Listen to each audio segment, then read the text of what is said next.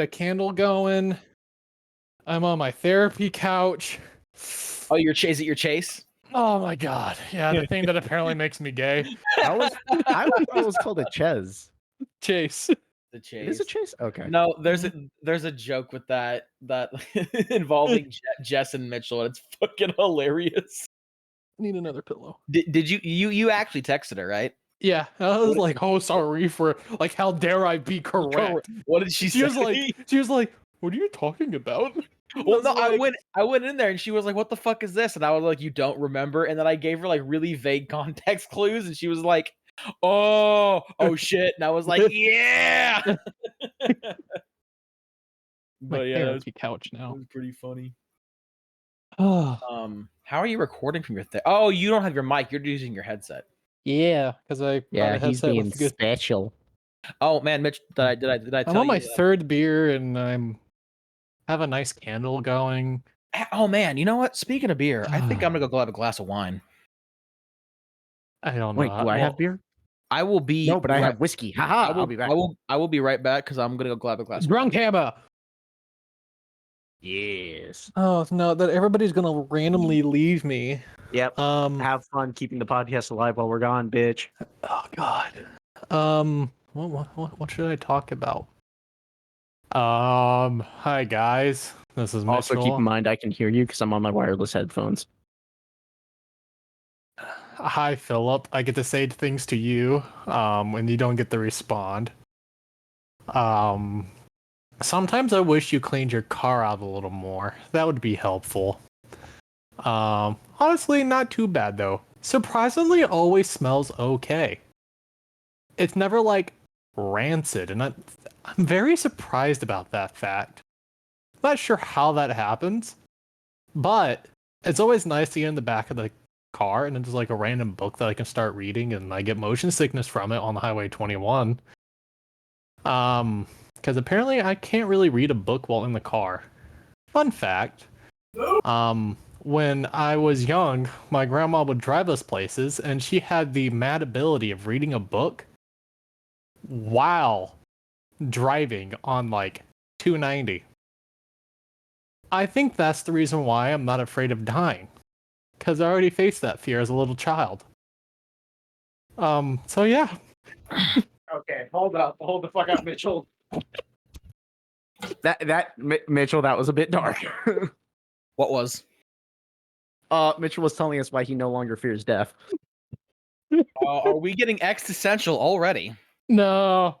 Mitchell was telling the story about how whenever he was younger, his grandmother would drive on the highway while reading a book. Oh, you mean you've accepted death because you've been in situations which you were certain that it was an inevitability? Yeah, this is like I-10 and 290. Okay, yeah, no, I experience that every time I get in the car with my mother. So you're just like, okay, your mother's a different animal, though. Your mother just like straight up doesn't. Those aren't speed limit signs. Those are speed suggestions. Those are speed suggestions. No. Honestly, it's not even that. It's the yes, I'm going to pass a trail of cars, 4 cars long, on a single stripe road, going up a hill, and I'm at the crest, and I'm like not even close to the crest of the hill. So I have a solid 30 seconds of not knowing what the fuck's on the other side, and like, fuck it, if I die, I die, and I'm in the passenger seat like the entire time. See, I think this is the reason why you go to sleep in cars. I'm starting to because you're so used to just passing out, so you don't see death coming. Yeah, no, I'm starting to think that has something to do with it, because like if I'm driving with my mother and I don't sleep, I get closer than I've ever gotten to having honest to God panic attacks, because I'll start freaking the fuck out.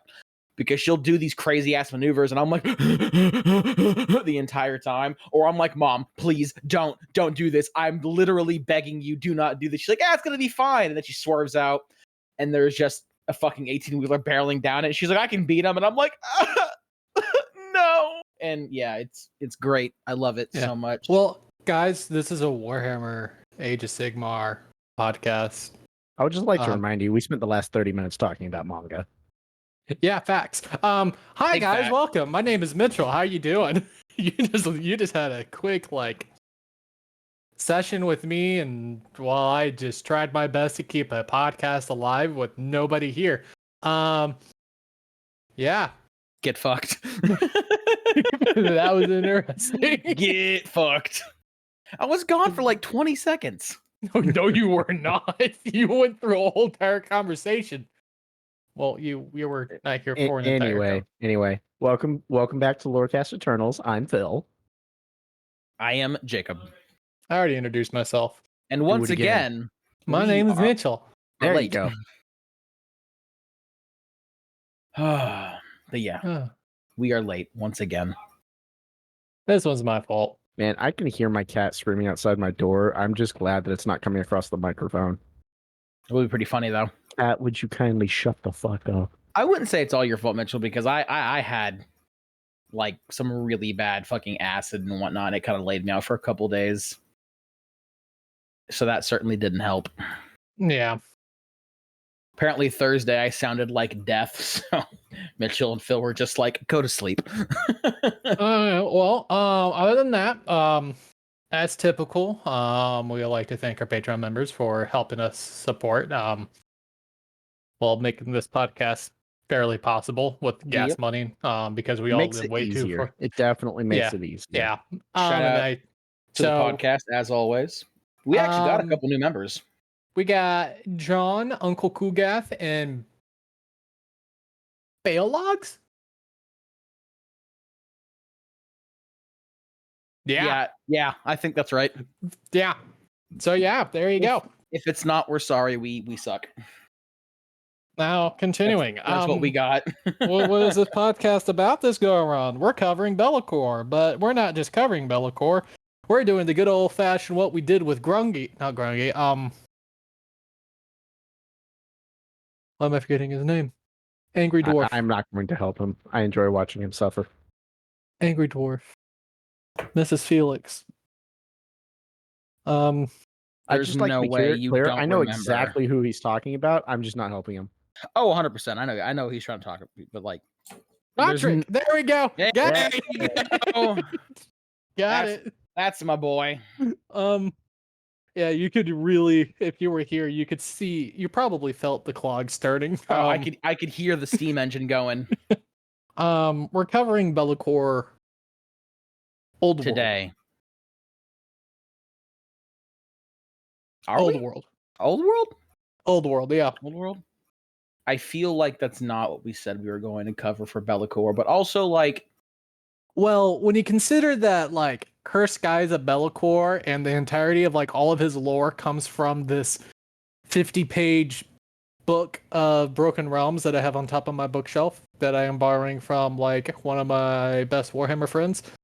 Thank you, Sam. The main man.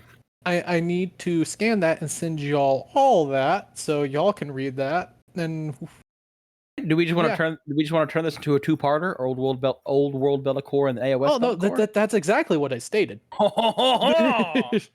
So I was a bad podcaster and didn't read the notes, but I know Mitchell well enough that I knew what he was trying to do the whole time. Yeah. Okay. Man, I thought we were covering all of it, so I covered like everything. I was reading up on, Be'lakor, the Siege of Vindikarum, the not the Crimson Skies, damn it. Why can I not think of this fucking Cursed Skies? Thank you, Cursed Skies. Fuck me. And I think I've always been saying it wrong. I don't think it's ever been the Burning Skies of Be'lakor. Yeah, no, it's been Cursed Skies. I have no idea where we got Burning Skies from, but like, fuck it. No. I think the Burning Skies was an event that happened. I think that's with Archeon though. Yeah, Battle of the Burning Skies. Realistically, we've been using Be'lakor as a crutch for so fucking long on the message selection part of the Patreon that I think it just kind of all merged into one. Yeah, our Patreon threatened to rebel against us because we have we've been trying to voting. So we have episode voting for our Patreons, and we give them a list of 3 topics, and they pick one that they want to do. But at literally every single vote for the past like 6 months, there's been at least one since that's been February. Be'lakor. Since February. Oh, so longer, since February. There's been at least one that's been about Be'lakor. Every single time. Nobody's picked it. Like, keep in mind, it's been there since February. It almost won the first or second time. Like, we almost got it, and then I think one of us got salty, and I think it was me because I actually really wanted to do Be'lakor and we didn't get it. So like, fuck it, I'm just gonna do it again. And then we just kind of picked it up and ran with it. Yeah, at one point, like none of us had any good ideas as to what to do for the next one, and literally it was a race to see which one of us could spit out the name Be'lakor first. Yeah, because we're all sitting here looking at each other like, man, what the fuck are we gonna do? And then I think it was Mitchell, which was like, I call Be'lakor, and I was like, you son of a bitch! Yeah, me and fucking Phil were like, God damn it! No, that's exactly what happened, because that was the one when I had the origins of Sigmar, because I was like, fuck, what's something good I can talk about? Yeah, exactly. So yeah, finally we got sick and tired of that, so we gave them the option between Be'lakor fantasy history or fantasy origin, Be'lakor in Cursed the Age of Skies. Sigmar, and then Be'lakor Cursed Skies. And our entire Patreon was like, what the fuck is this shit? we were like, options. Look, we really want to do it's Be'lakor, an you're not illusion, getting a but choice. we gave you options. We gave you options, but this is going to end up being a Be'lakor episode, regardless of what you think. Yeah. But yeah, we still love you, Patreon. Thank you. Well, Please give us your money. Yeah. Yeah. Anyway, so here we are. So today we're normally a Age of Sigmar podcast, but today we're a fantasy podcast because we're covering the origins of Be'lakor. Welcome to Ratcast Eternals. Heyo, Eternals. bro, we are 130% rats. I approve of this. Oh fuck. Somebody should put that onto a t-shirt. Well, especially with the news I gave you all of like sorry, the cogs are turning again. Oh, are you talking about that time that you used to sleep with rats? No, Icrit. I slept with Icrit. Oh my god. Oh my god. When I was telling you about how Icrit Claw is still alive, and I was like, we're Ratcast now. That was something very surprising that real quick, we'll just make a short little tangent out of this. But Mitchell called me up one day and was like, hey, by the way, do you know Ikit Claw is still alive? Which, by the way, whenever we play Total War Warhammer, both Jacob and I fucking love playing rats. I love Clan Eshin. He loves Molder and Scryer, which... Well, Scryer is my main. Scryer is the one that I love the most, but Molder is definitely second. Yeah. And then Ikit Claw is the leader of Clan Scryer. So, of course, once we found out that Ikit Claw was still alive, we were all like, holy shit. Which is did he manage that? He's no longer Ikit Claw, he's Icrit, and he's been dead for thousands of years, but lives in a mechanical robot suit like the Mechanicum does. So he's Rat Mechanicum. You mean more like a dreadnought? or a dreadnought, yes. That is able to reincarnate like a Stormcast because he stole that from he literally captured a Stormcast Eternal and then killed him just so he could watch how the apotheosis worked. And like his soul is split. So he has half of Hamilcar's soul inside of him, while Hamilcar has half of Icrit's soul. Fucking Hamilcar? Yes. Of fucking course. Yeah.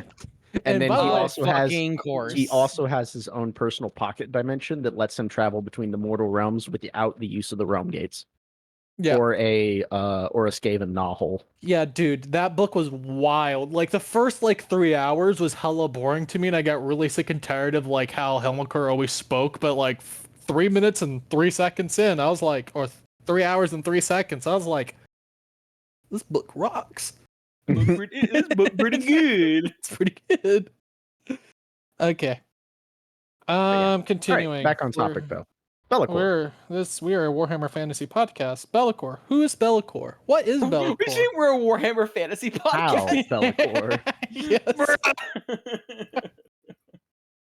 Oh god. Okay, so Be'lakor. For those who don't know who Be'lakor is one of the most important demons and technically he's a demon prince, but we'll circle back around to that. He is one of the most important demons in the entirety of both Age of Sigmar and Fantasy. The only one who comes close to rivaling his importance would probably be like Skarbrand or Kabanda or fucking two-headed Birdman. One sees the past, one sees the future. Kairos. What? Kairos. Kairos, Fate Weaver. he's like up there with them, and even then, to a certain extent, he's almost more important because of his duties. He has. Keep in mind the time period that we're talking about is still in the world that was. So this is the old world, the fantasy world, all that good jazz. The world that exploded, that created the realms, which we're not sure of how many actual number there is. That we just know there's like 9 realms. There's I think at least 9. Let's put it that way. Yeah. There's at least 9. Yeah, at least is a very good way to put it. Yep. Yeah. So, Be'lakor. So before basically any kind of recorded history, at the very dawn of life in the world that was, Be'lakor was a human, and he was one of the first... No, we don't know what Be'lakor was. Actually, no, that's very fair. Be'lakor was a mortal. Let's put it that way. We just know he was a mortal of some. Be'lakor was variety. a thing that existed, and he lived in the north. Yeah, most likely. So, well, considering where the first Chaos Shrine was, it's a safe bet that he lived in the north. For those of you who don't know, in the world that was, basically the entire northern, like polar cap, was just an entire wasteland of chaos magic. This was where the demons lived. Well, that's actually because of the gates, the polar gates, but that's a whole nother fucking thing with old ones and fantasy lore. Yeah, but which we're not going to get into because it's not just like demons like it cold. There is a reason for that. Yeah. Well, we are a Warhammer fantasy podcast for this week. We're not a Warhammer fantasy podcast for a year. We cannot explain all that. There you go. If you pay us more money, we'll consider it. But God damn, can you sound more like a money grubbing cunt? I mean, I could, but you'd have to pay me for that. Jesus Christ! All right, well, fuck this, I'm out. No, but in all seriousness, so Be'lakor was a something that lived in the north. He was more than likely one of the first lived in the north, probably. Again, the big thing about Be'lakor is we actually don't know shit about his origins. The reason I say that is because literally the first demon prince. Yeah. So the reason I say that he probably lived in the north is because the location of the first mortal shrine to chaos is in the north. So it's kind of a safe bet. But you're right. We don't technically know, as far as I'm aware. But he lived somewhere, and he was one of the first worshippers of chaos, and he was the first mortal worshipper of chaos to transcend to demonhood, creating the first demon prince. Yay! There you go. Yay! And it's weird because nowadays you have all these demon princes, and all demon princes except Be'lakor have their alignment. So like you have demon princes of Khorne, Slaanesh, Nurgle, Tzeentch. I think you can technically have unaligned demon princes. It's just very uncommon. Well, the difference. No. You are right. No, you are right. You are right. My bad. You are right. There are only aligned ones because of him. That's right. Yeah. Unaligned demon princes, I think, are more of a 40k thing. Yeah. Really I know Lorgar and I think Portarabo are. Well, I know Lorgar is a Chaos Undivided Demon Prince, Demon Primarch, well, no, and I think he's a Demon Lorgar, Primarch, which is technically different from a Demon Prince. Well, no, they're just Primarchs who turn into demons, but realistically, like it's the same process. Like if a human became a demon prince, ascended to demonhood, but was undivided, it'd be an undivided demon prince. But like the only difference is that Primarchs are dummy thick and humans aren't. That's fair. Okay. Anyway, but yeah, point being is undivided. I might be wrong, but undivided demonic entities are more of a 40k thing. Yeah. Not to mention, I'm pretty sure after him, they kind of looked at that and they were like, you know what? I don't think we're going to do that again. Oh, well, that's exactly what happened. In the very beginning, it was great for them because they're like, oh my gosh, because Be'lakor, I believe, almost once ruled the entire old world. Like, yeah, no, he did. He was just a menace because his power he has now in Age of Sigmar is greatly a fraction of what he had. Yeah, which is pretty fucking terrifying because even with a fraction of his old power, he is still horrifically like potent when it comes to killing things. Yeah. Well, when you really think about it, he's gaining more power because he's getting followers that specifically worship him, so he's getting more power from that.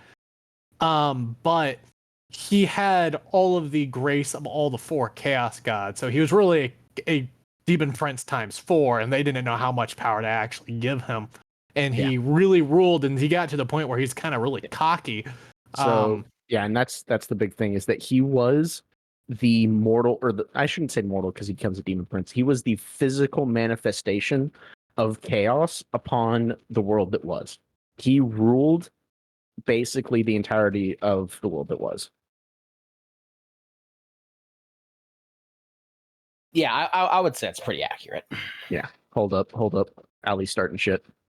But the thing that kind of, let's say, caused Bellacor's fall from grace, when all of this shit first happened, was, as he trapezed along the mortal realms, gaining more victory and more power, the Chaos Gods would kind of fight over him. Like each Chaos God wanted him to be theirs, to lead their armies to victory and to bow before them and them alone. And they would kind of fight the other Chaos Gods for Be'lakor, like brothers playing over a toy, basically. I have this perfect analogy. It's probably not perfect, but imagine you're growing up and you have 4 brothers, and like your parents adopted a dog.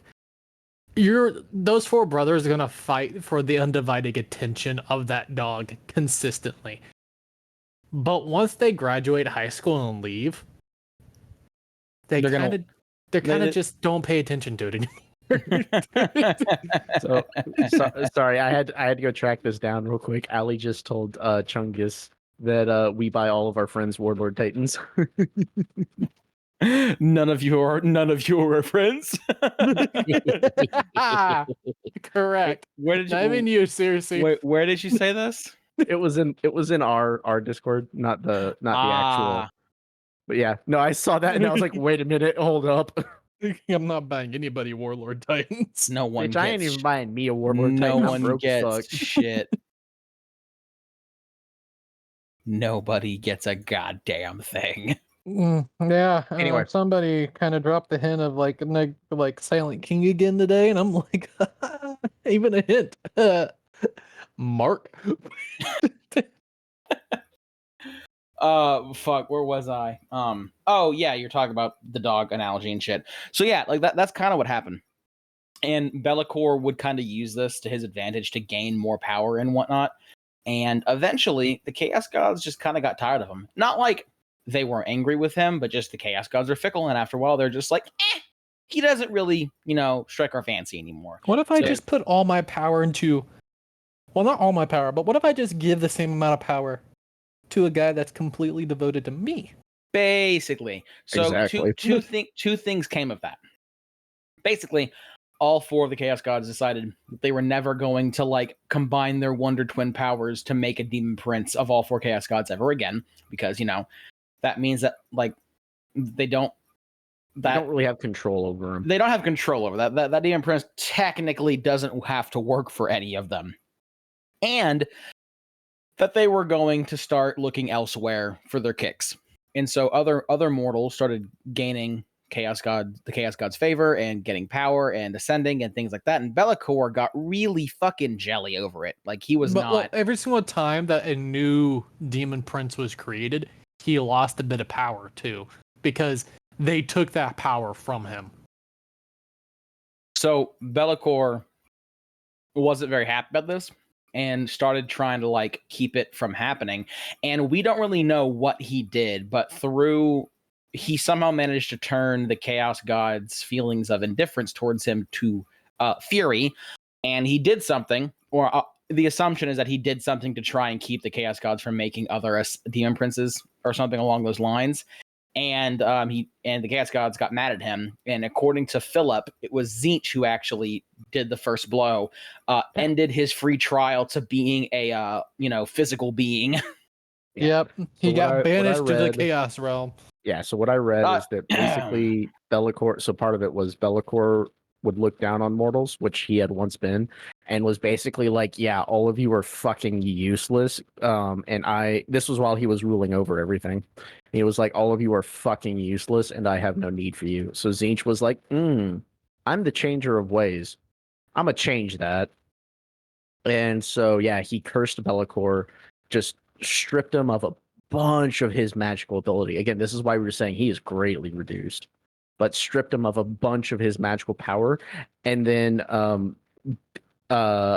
denied him physical form. Basically, just like, no, you don't get a physical body anymore. I'm taking that back from you. Well, the funny thing about that is Be'lakor has always been a creature of shadow and illusion and whispers, even before all the bullshit happened. That was just kind of his shtick, was darkness, shadow, illusion, all of that. And It's the difference Tzeentch kind between of threw that in his face because he was like, "Oh, you think you're like a creature of shadow? Here, be an actual fucking creature of shadow, bitch."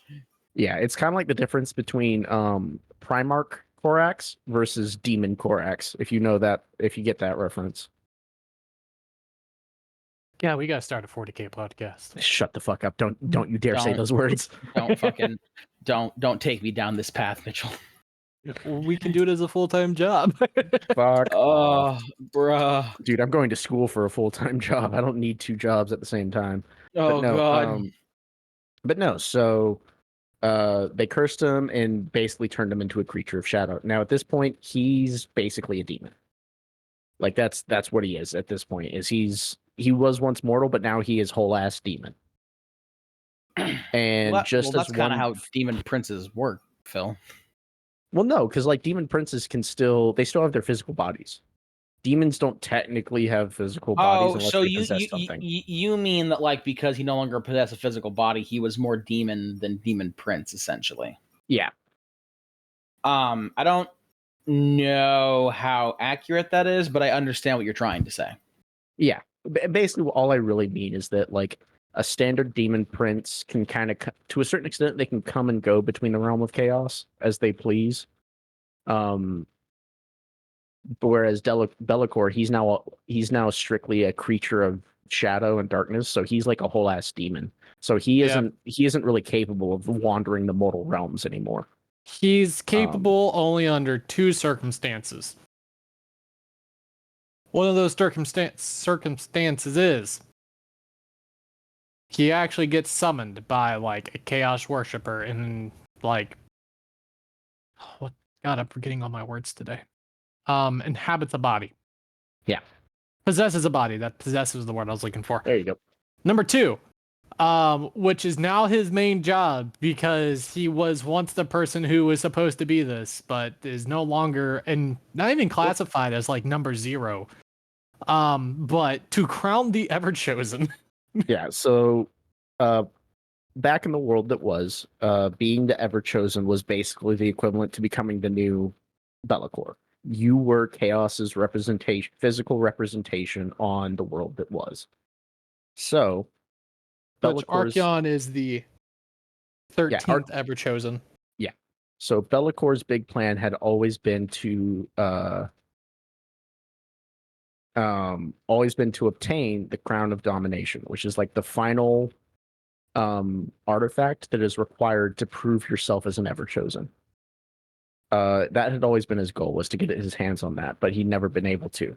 So as part of this curse, once he was turned into a shadow demon, Tzeentch granted him access to the Crown of Domination, but he could never himself hold it. His job was to crown those who made it to him, who sought to be the Everchosen. So now, if you've remember in the Infinity Wars saga of the MCU, where you see the red what is his name? It's not the Red Baron. But the Nazi guy who was Captain America's big adversary, Red Skull, who is now cursed to watch over and guide people to the Soul Stone. Yeah, I believe that's Red Skull. Red Skull, there it is.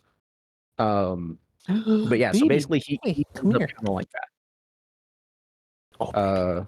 Yes. So yeah, now he's basically trapped in the first shrine to chaos, deep in the mountains in the north, watching over the Crown of Dominion. And this just fills him with unbridled rage. He truly, at this point, he truly hates everyone and everything. But yeah, and then we move into, actual recorded history. Because keep in mind, this all happened before recorded history. Yep. Seriously, So then, the elves rise up. Do you want to know something that's actually really funny about what's up? like Bellacor's punishment and banishment and all that thing that you're talking about? Yeah. So when Demon Princes first started coming out that weren't Be'lakor, and the whole like that issue started, there was actually something of like a Demon Prince war, essentially, because there were a bunch of other Demon Princes that got made, and they were all fighting to carve out their own little piece of territory, essentially, for themselves. And ironically, what this did, because this is all happening during the first, surge of chaos, when the realms, when like the races of elves and dwarves were still young and shit like that.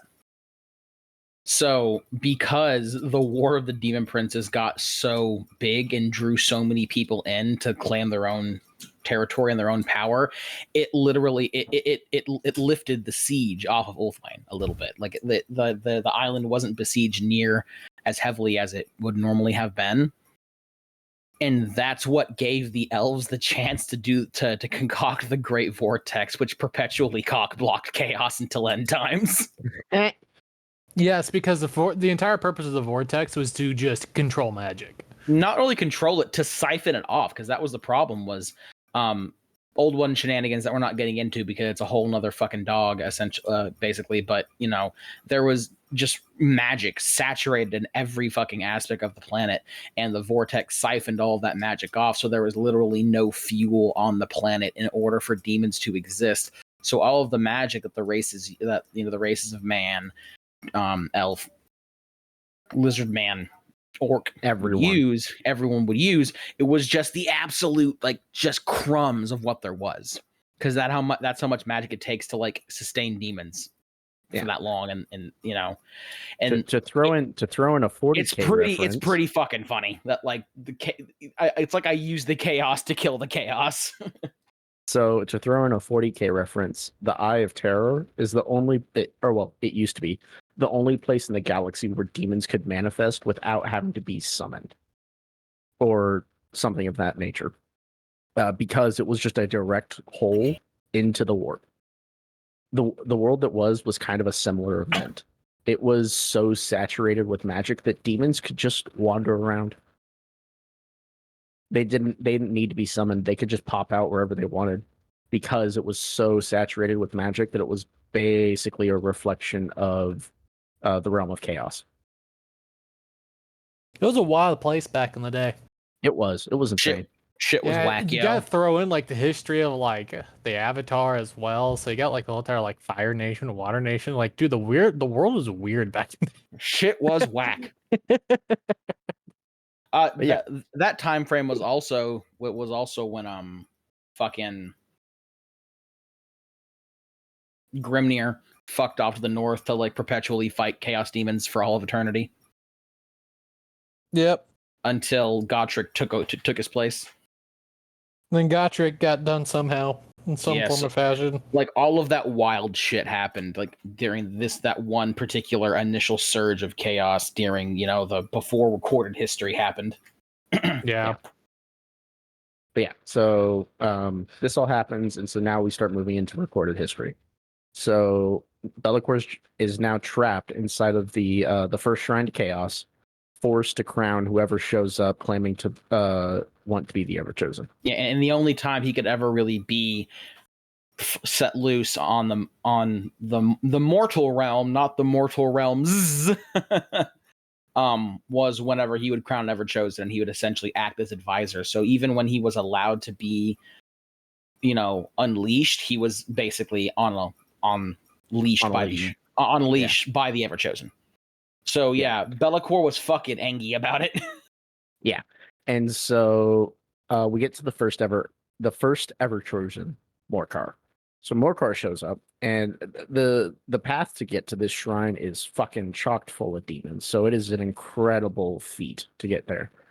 But Morcar shows up, and he receives the blessing of the Dark Gods, and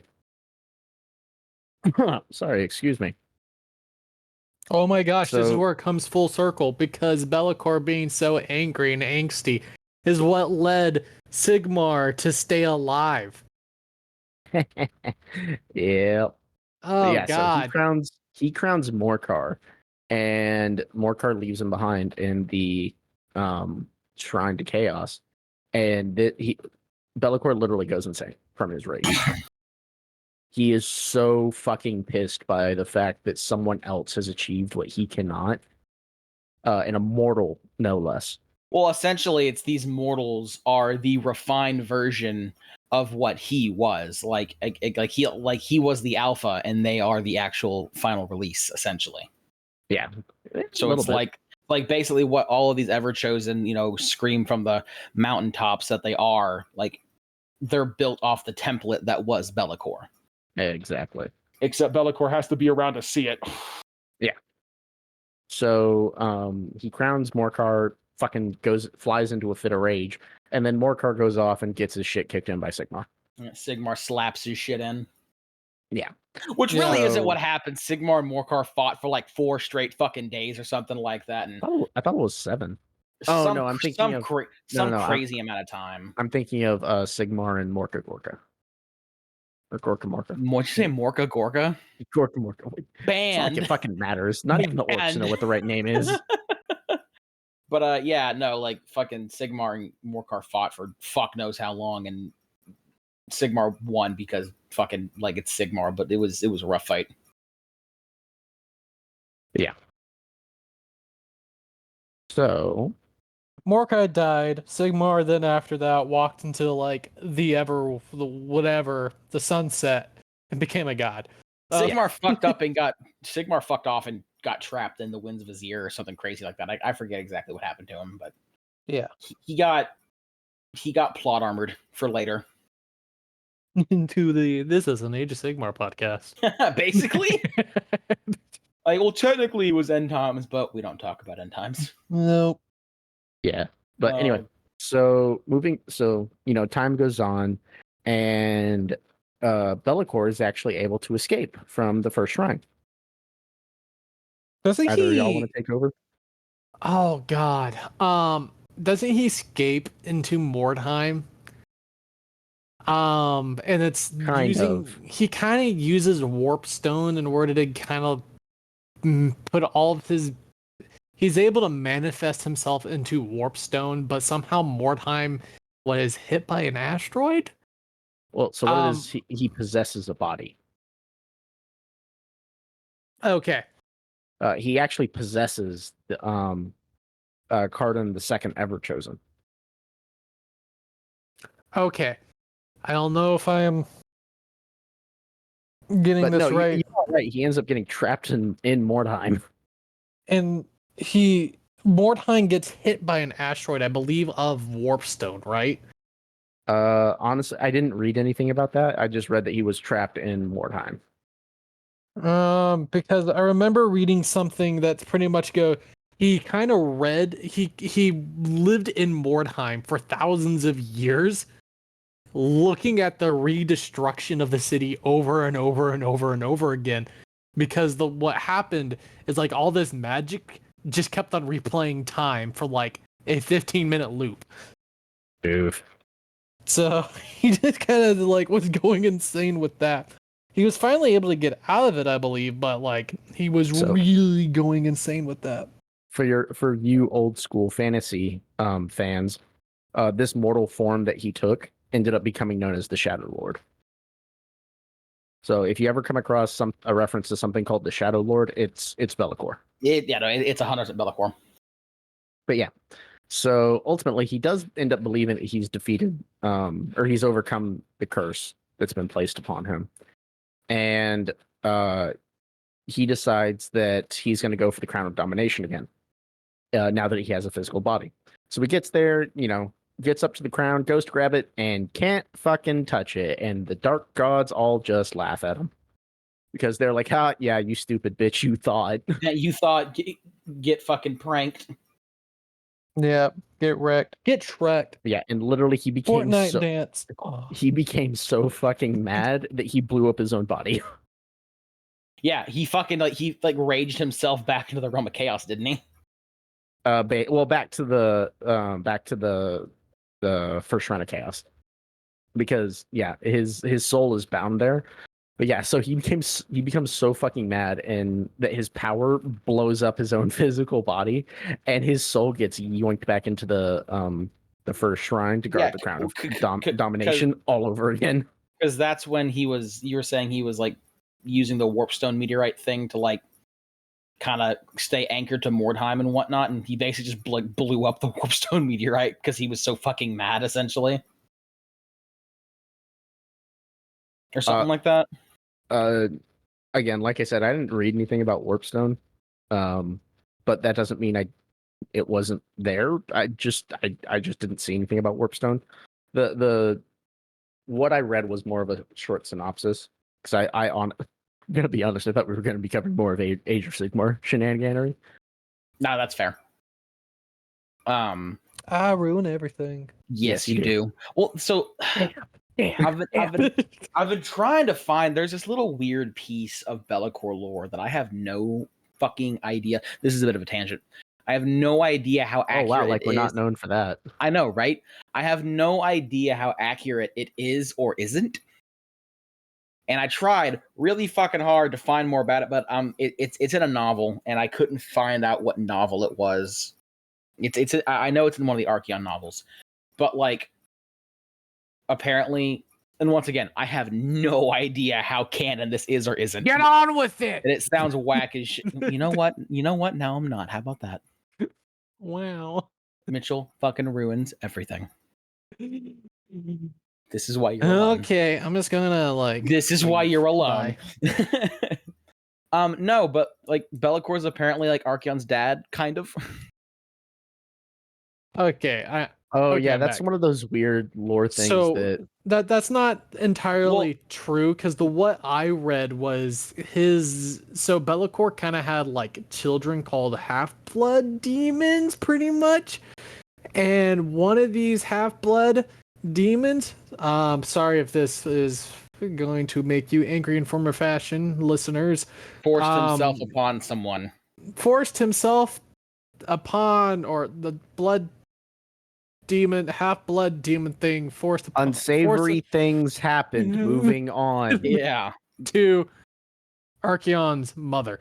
It was a Nordlander. Basically, it was a Norscan and a Nordlander, and the situation was not fun.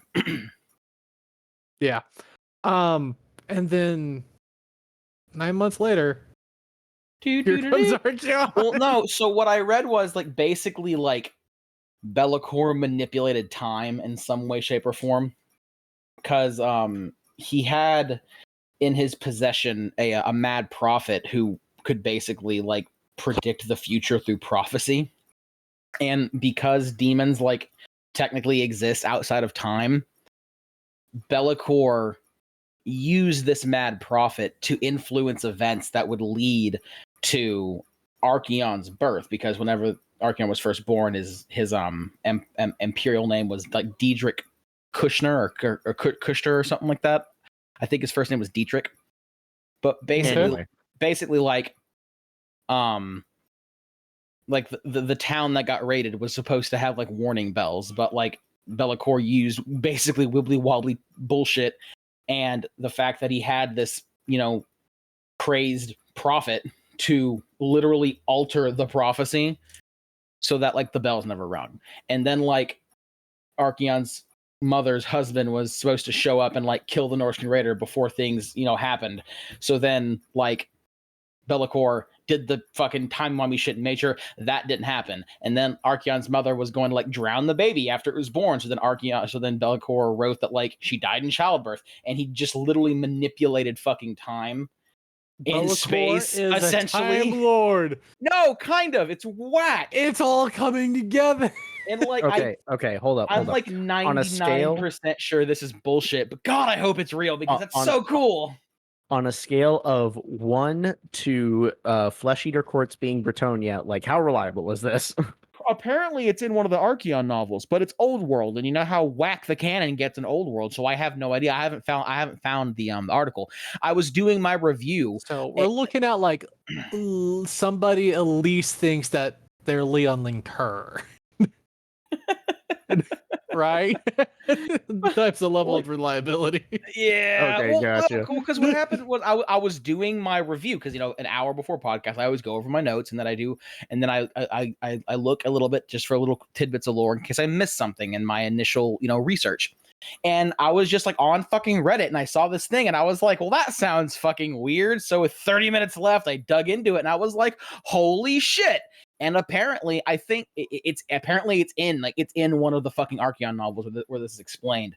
I think emphasis on I think it's Archeon Everchosen by fucking I think the author's name starts with an R. I'm not entirely sure, but I think that's the book. It's a 2-part series. I think the first book in the series is one where it talks about it. I might be wrong. But supposedly it's in a written book. But like I said, Old World canon is fucking weird and whack. So like, God knows how accurate it is. But would that not be cool as shit? That'd be pretty cool. Because it also... I just accidentally slammed Hephaestus' head against the wall and I feel bad. But why? I was Someone moving call him. PETA. Why would you... Why would you do that? I'm just the worst father ever. Someone call PETA. Obviously, Hephaestus needs to be killed.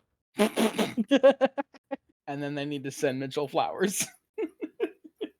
Oh, I didn't think PETA was that nice. No, that's what they did. They killed that person's dog, and then they were just like, "Here's a flower bouquet" or something along those lines. No, bitch, I want your fucking firstborn. It's not like you're gonna be a good parent anyway. Right. But yeah, no. Okay, no, that was cruel and unusual. That was pretty bad. Yeah, I rescinded that statement. I just wasn't going to give it a response and just try to forget you said it. But yeah, that's fair. I felt like it needed an apology. Moving on. But no, and the thing about it is reading that little piece of lore. Honestly, that kind of makes me like Archeon a little more than I did because I've always been pretty avid about not liking Archeon because he's kind of a Gary Sue. But he's 100% a Mary Sue. But that being said, I haven't read any of his novels or anything, so I don't know. I don't know a whole lot of his backstory when it comes to written novels. Because I know those normally go pretty deep into backstories of characters. This is just from what I know through battle tomes and things of that nature. But that kind of brings the whole perspective of it doesn't matter who Archeon was. It was never about the man. It was about the title. Yeah. And it kind of brings an almost tragic villain aspect to it because there was nothing that person could have done.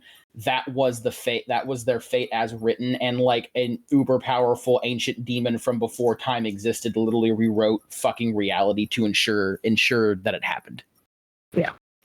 So that was pretty cool. And like I said, I'm almost positive it's probably not canon. It's just some, crack smoking authors, headcanon, but God, it is pretty fucking neat. I'm not gonna lie. I'm just saying. Moving on, we end up at Asavar Cole, who's the next of the Everchosens who's able to make it to the Shrine of Chaos. Isn't he the 12th?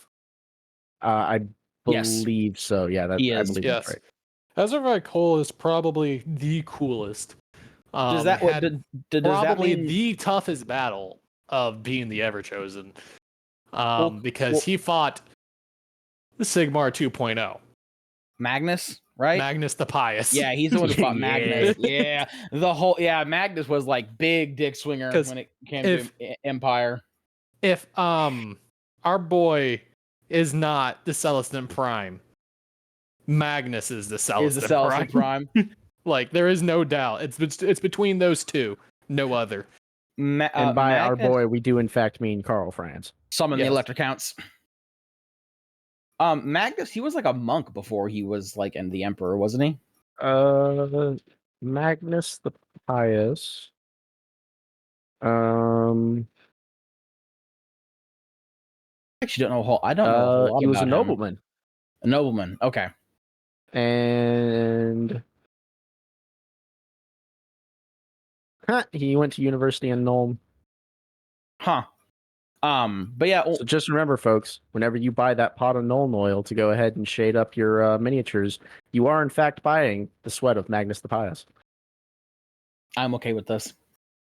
So does that mean that Everchosen 3 through 11 never got to the first Shrine of Chaos? Well, no, there were a few other ones like shit. There were other Everchosen, but okay. Technically speaking, once you are blessed by all 4 Chaos Gods, you are the Everchosen. But if you don't have the I think it's part of a prophecy, but basically if you don't have the crown of domination, like you're not going to succeed. Is basically how it works. Gotcha. So like if you don't have the crown of domination, then you're not the one who's going to bring about the end times. So basically there were other Everchosen, they were just the Everchosen light essentially. Yeah. According to this, the only ones who have ever actually held the crown were Asavar Cole, Archeon, and the Morcar. But don't quote me on that. Yeah. The big reason why the battle between Azavar Cole and Magnus the Pious is because it kind of like brings in more rage from Be'lakor, because Be'lakor is having like a really big self-reflective moment of just like,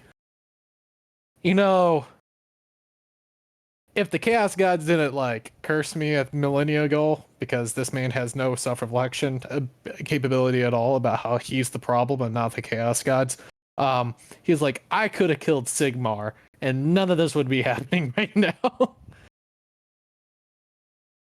Yeah, I don't know about that one, Chief.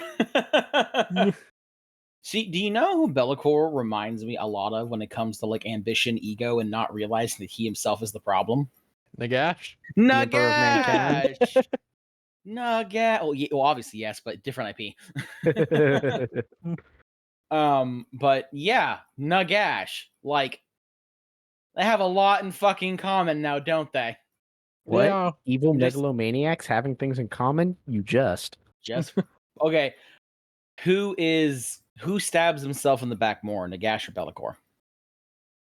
Be'lakor has At this probably point, done Nagash. it for longer, but Nagash's arrogance screws him over way more. So what I'm hearing is that Be'lakor has the consistency, but Nagash has the bombasticness. Yes, because it's the same mistake that Be'lakor keeps on being screwed on, while Nagash finds different ways. He's like, the spice is the variety of life, or the variety is the spice of life. And Nagash is taking that to heart. Nagash While- is like, God While forbid. Be'lakor is like, I'm having my unpeppered fried chicken. For the 300,000th hate year it. in a row. dude. Fucking Look at it this way. Be'lakor had ambition, and he was going to do something similar to what Nagash was trying to do. And then the Chaos Gods were like, no, no, no, go in the box. And Be'lakor at that point, once he finally stopped being, an absolute fucking rage monster, was like, I'm not doing that again. I am not going to make that exact same mistake again. Granted, his ego still gets him into trouble, but he does attempt to learn from his mistakes. So nowadays, very much, he only shows up when he sees the opportunity for victory. He doesn't fight battles that he knows he'll lose by deluding himself to believe that he can win. Whereas Nagash, on the other hand. Nagash will 100% throw hands with Sigmar if his ego tells him that he can beat Sigmar. Yep. You know what's funny is how Be'lakor, at least in the world that was lore and whatnot, the multitude of times that Be'lakor managed to like eke his essence out of the realm of chaos or the first shrine of chaos that didn't involve an Everchosen, because he would like whisper out like, hey, random chaos lord, if you summon me you can totally control my power, and then they would do it and Be'lakor would pop out and murder him and be like, fuck you, your shit's now mine. And that's how he would have like small bits of time where he wasn't trapped in the first shrine. How he tended to fuck himself over was by writing checks that his ass couldn't cash. Like his mouth would write checks his ass could not cash, because basically his ambition outweighed his ability, essentially, because he was so much weaker than he used to be, that he'd be like, yeah, I want to like take this guy's followers and go do all this bullshit, and this is gonna be great. And then this like one random like mortal champion will like show up, and Velcro will be like, no, I'm a demon, I'm gonna fuck you up, and then he would just get his shit pushed in. Yeah. And they're like, why is this happening? And then he'll be like, oh, it's because I'm like hella fucking nerfed. And it happens more times than you would think. Yeah. Looking directly at you, Gotrek. So Asavar Cole fights Magnus the Pious outside of Kislev and dies. So then we get to Archeon.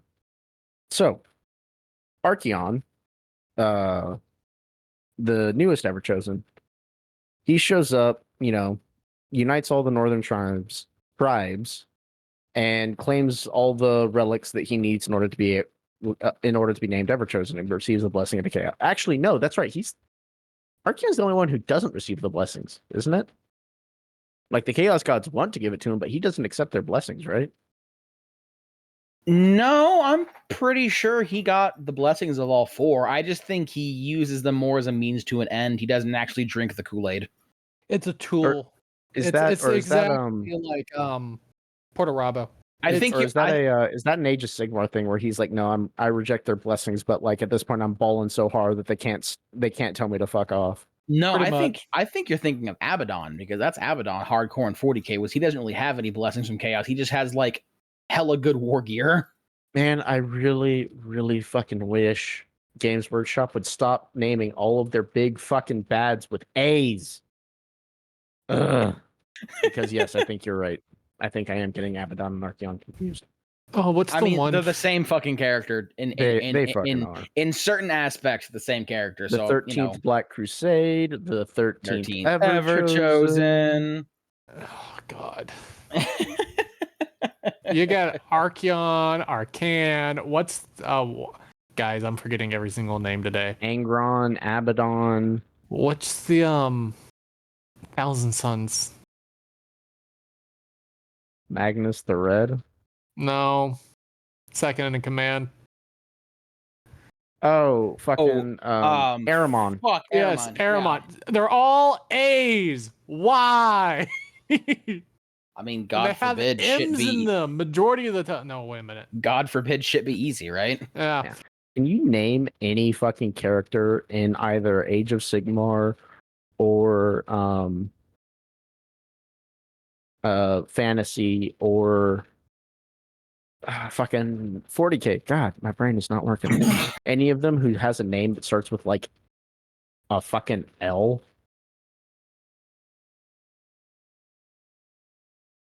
I'm sorry, what? Can you name any character whose name starts with an L from any of Games Workshop's IPs?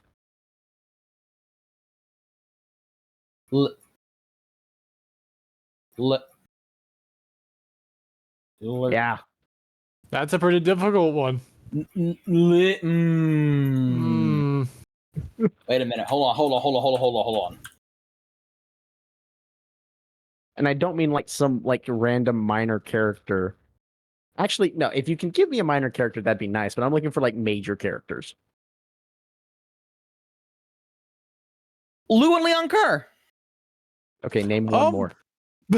No. Okay, but that's kind of the L guy. He is the L guy. But you can't tell me that doesn't count. No, you're right. It does count.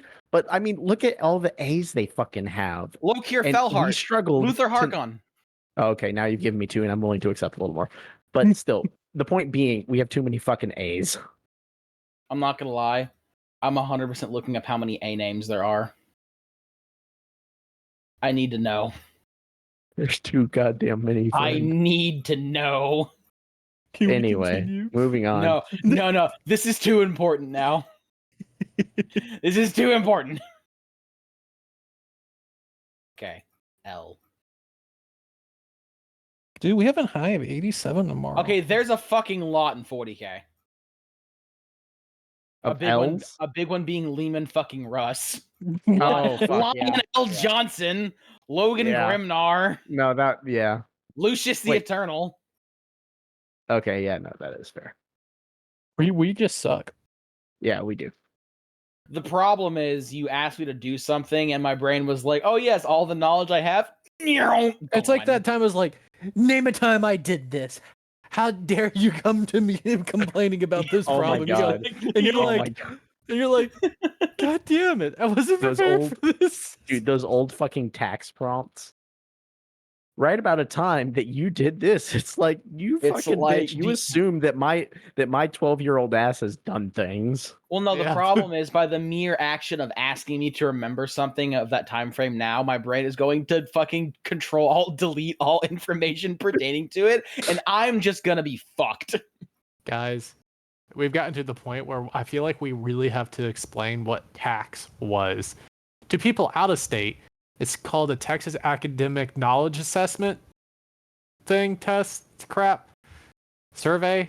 I don't know. It was our standardized test. It's now like the STAR test for all you At least it was the STAR test. I don't know if it still is. Actually, Gen no. Zers. No. I feel bad for you two because my class was the last class to take the tax test, and by the We time took both.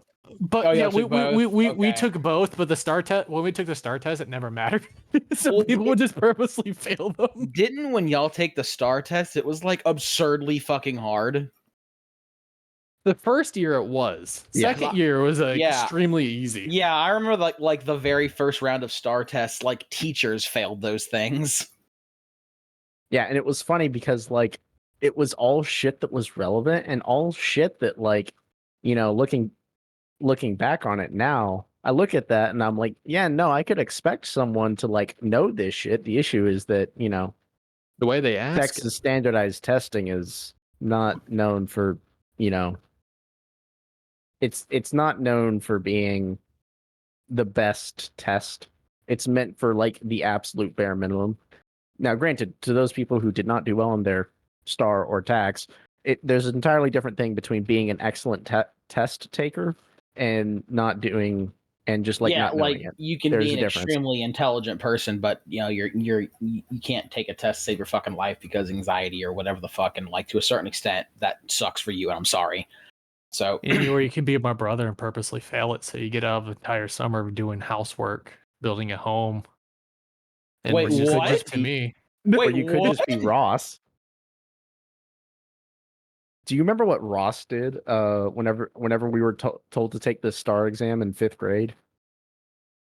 No, because I didn't This should be good. know Ross. Oh, you never heard this story? Isn't the Oh, one where he dude. just went to go masturbate in the bathroom? What? He's like, I can't figure out the question. It's not No. clarity will help. Let me No, just go rub one out and get hit with some like post-nut clarity to help my fucking class score. I would like to remind you that this was 5th fucking grade at the time. Only half of us had hit puberty at that point. Oh This was man, not- that's this is some not the story of 9,000 him. IQ thinking there, Mitchell. But no. Oh fuck! No, so if I remember correctly, the story was that Ross overheard a couple of the teachers talking because we were taking both math exams, the STAR and the tax. And so Ross overheard a couple of the teachers talking, and they were like, "Oh yeah, the STAR exam doesn't actually mean anything." So Ross became such a complete fucking hassle, like wouldn't shut up, wouldn't sit down, like kept doing everything wrong. That he got himself ejected from the tester room during the STAR exam. No shit. Yeah, but it didn't mean anything. So like, what the fuck were they gonna do to him? Yeah. So and at this time he was really good friends with the ISS teacher, so he just sat in ISS all day, like fucking around on his phone. Imagine being in trouble so much you're good friends with the ISS teacher. Okay, you know Ross. Ross would get up to head ass shit that was never like. It Ross was never is also really nothing but bad, charisma. but yeah, Ross fucking charisma built to the max. You know what? Is the definition of a rogue in D&D. Yeah, that's pretty funny. That too is kind of a 9,000 IQ play right there. Like, if the test doesn't matter, fuck it. I'm just gonna make them kick me out. Yeah, because he was like, "Why the fuck am I gonna waste my time here when I have other things I could be doing?" And it's like, on principle, I kind of agree with you. But anyway, moving on. Archeon. So then Archeon, he gets coronated and he becomes the Everchosen. 13, number 13. Whoop. Yep. So yeah. Real quick, can I interject really quickly? No.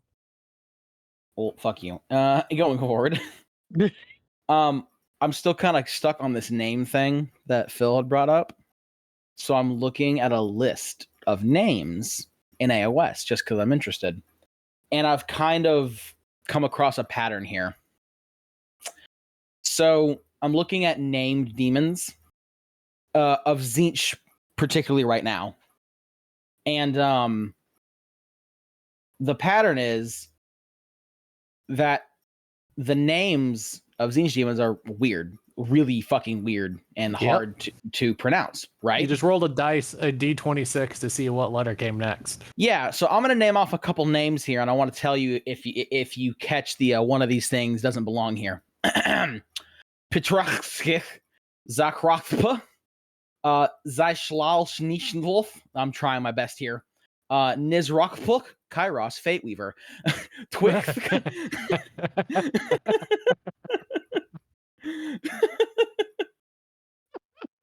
Did you catch it?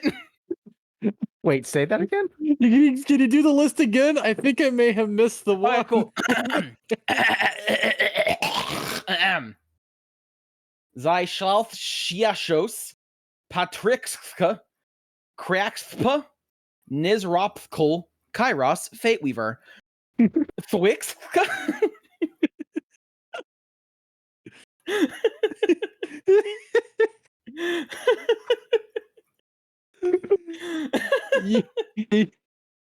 Yeah. Did you catch it? I think I got it that time. I think I got it, yeah. Oh, that's stupid. One of these things just doesn't belong here. Well, no, so I have a theory about that. Okay. So the other ones, because you know how demons always have like an assumed name that they use, and then they have like their actual demon name. My guess is that Kairos Fate Weaver, that's his assumed name. All the other ones, those are their true names. Yeah, that's probably true. I just find it really But fucking yeah, no, the list hilarious is fucking hilarious. that like the ones that matter have pronounceable names. Like, Yeah. if the name's difficult, you know they're not important and they're probably going to get killed by a Stormcast Eternal. Yep. I was just scrolling through and I was like, holy shit. Like the same thing goes for Nurgle demons like Blothrax, Bulgothacroft, Klithk, fucking Dolmothcrin, Rodius, Rainmaker, Horticulus, Slimiux, and it's just like, yeah.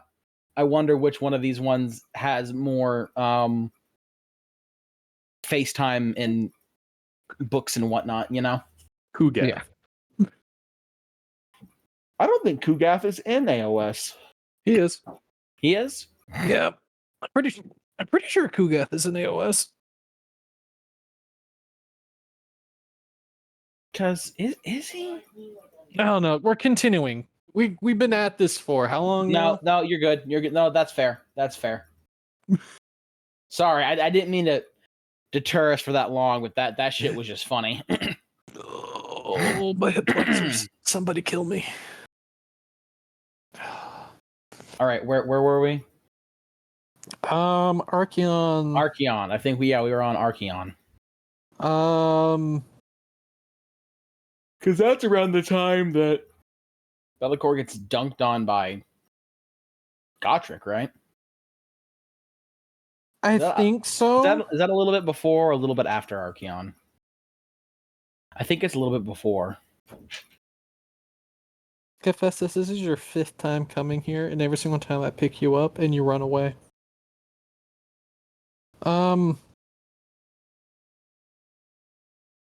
Yeah. I think there with Archeon is just like he actually got the crown. Be'lakor was just hella angry. I think what a big difference with this one is Archeon didn't call him Be'lakor much, and Archeon was by far the most long-lived out of all the end times. Hence, he's still alive in Age of Sigmar. So Be'lakor was able to stay in the mortal realm for a longer period of time and work on his machinations. Real quick, one thing I will say, Be'lakor actually did try to eat Archeon's soul before he could make it to the shrine. So he finally he did actually manage to gather enough power to physically manifest one more time, and he was like, "I'm gonna get you, Archeon!" And then, of course, in classic fashion, the plan completely fell apart. Dude, classic. Shocking. The vibe I get from reading all this is that Be'lakor was just the Nagash of fucking fantasy. Be'lakor's is a red shirt. Like Be'lakor's a red shirt. That's rough. That's fucking rough. That's disrespectful right there. You better put some respect on his name. That's rough. Fuck. Damn, red shirt got red shirted. That's oof. So yeah, Be'lakor coronated Archeon to be ever chosen. Apparently, he tried to eat it. I didn't know that. I thought he just kind of like was like, "Fuck it, take the crown," and like, "There's nothing I can do about it." I didn't know he was. No, he actually tried to consume his soul, and then it didn't fucking happen. Was it what Archeon shows up at the shrine and is like, "Give me my crown, bitch." Was it just like a Archeon dunks his balls in Varanite, and that's why his soul didn't get eaten, or is there like an actual good, well-written reason as to why it fell apart? You know, that's a good fucking question. Archeon is a Mary Sue, and he doesn't need a good reason because he's Archeon. Well, no, he dunks his balls in Varanite, guys. That's the reason. Come on, get your shit together. Even in the world that was before we got to AOS, he like transcended time and space to dunk his balls in Varanite, and that's why he has all this plot armor. Yep. Obviously, that's how that works.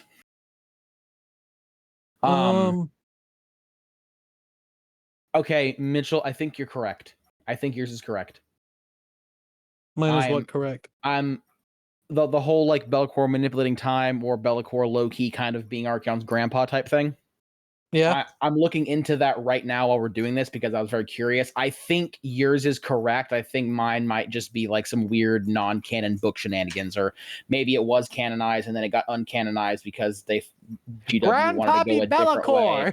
But I think the whole Grandpappy Be'lakor thing is what is like the actual. Yeah, I think that's it. Okay. Yeah, no. Yeah, okay. Yep, that's it. I still want to find the book that has it in there, though, because that does sound pretty interesting.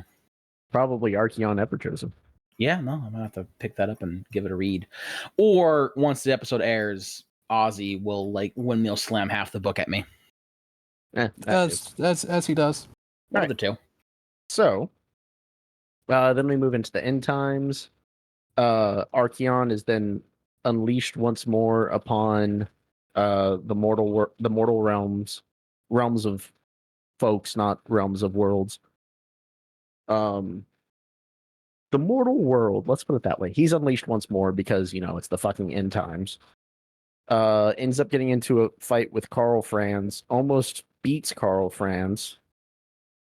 But then Tekla shows up and basically banishes every demon on the battlefield back to the Chaos Realm. Was this before or after Teclis was made into an incarnate? I think it's before. No, if Teclis was fucking with Karl Franz, that like, or when he was around where Karl Franz was, that had to have been after he got possessed by a wind of magic and became an incarnate. I don't think they had any reason to be near each other until that happened. I mean, this is supposed to be during like the end times. This is when Karl Franz is marching to fight against Archeon. Yeah, then this is after. So yeah, that's when it wasn't really Karl Franz. It was actually Sigmar possessing Karl Franz's dead body. And yeah, basically everyone and their dog was in Middenheim, and the world blew up. Kind of sounds like it was in that particular era of the end times, because, you know, so much fucking happened in end times. Yeah. That's pretty much all the important bits that you need to know about Be'lakor when it comes to the old world, and it kind of gives a good basis of who he is in Age of Sigmar. Yeah, there's a lot more about him, and the world that was. We're not trying to get super in depth because once again, it's old world stuff. So like it doesn't really matter because so much got retconned for AOS. So a lot of the shit we're talking about might not be what is considered canon anymore. Or maybe it is. Really, anything old world is not really considered canon. It's more of like it's in-game myth, if that makes sense. Well, it's this really weird form of canon where it happened so long ago that like it's probably accurate, but also it happened so long ago that like who fucking cares?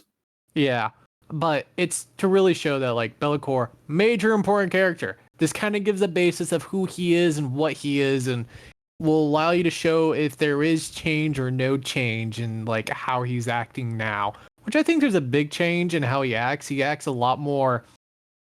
He's out of his like teen years, and he's like a good 25. Is trying to make good sound decisions now. He took his shit, put it in a backpack, and got it together.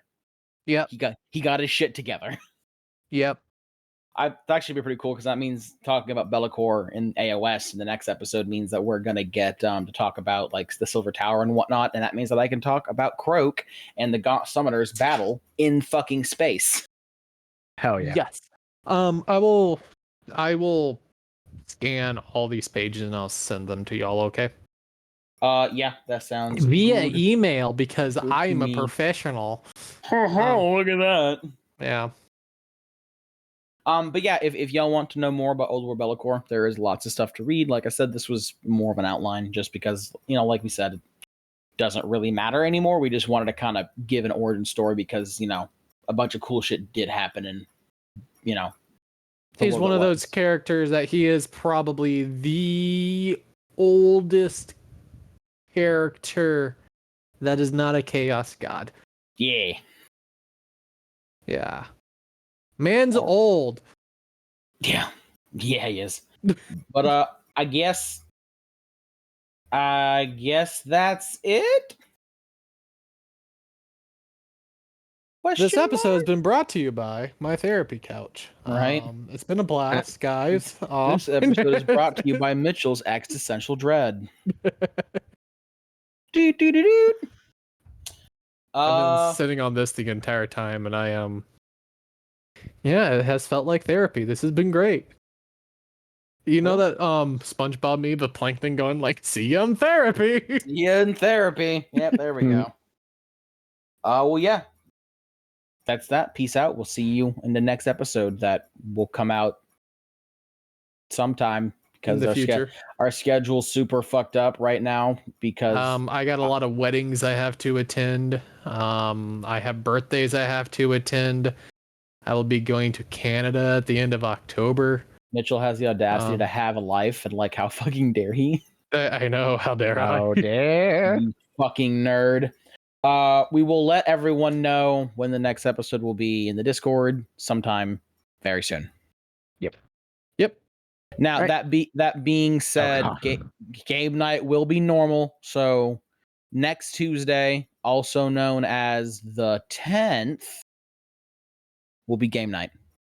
And we will have what game we're going to be playing in the gaming chat relatively soon. Yep. All right. Peace out. Bye.